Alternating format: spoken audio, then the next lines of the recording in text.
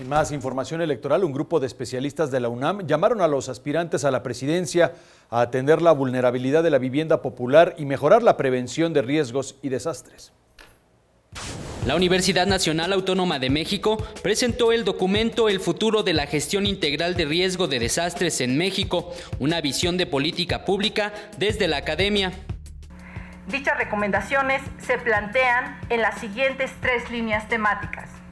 Eje 1 del Sistema Nacional de Protección Civil, Eje 2 del carácter de las políticas públicas transversales esenciales para la gestión integral del riesgo de desastre y Eje 3 de la normatividad relacionada con la gestión integral del riesgo de desastre.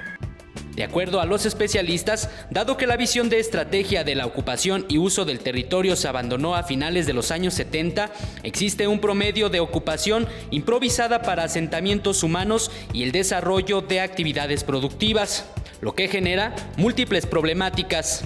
La vulnerabilidad de la vivienda popular se incrementa por la falta de mantenimiento y conservación y se ve afectada por la gran presión del mercado inmobiliario y desarticulación con los centros de trabajo y equipamientos.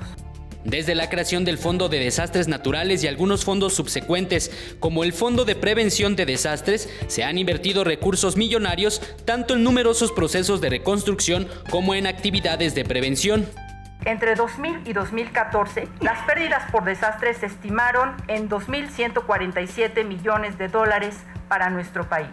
Algunas de las recomendaciones emitidas desde la Academia para los futuros gobernantes son cambiar el enfoque de protección civil por una perspectiva de gestión integral de riesgos de desastres, promover una evaluación crítica y rigurosa de las reglas de operación del Fonden y garantizar implementación de políticas de ordenamiento territorial desde los 3 órdenes de gobierno.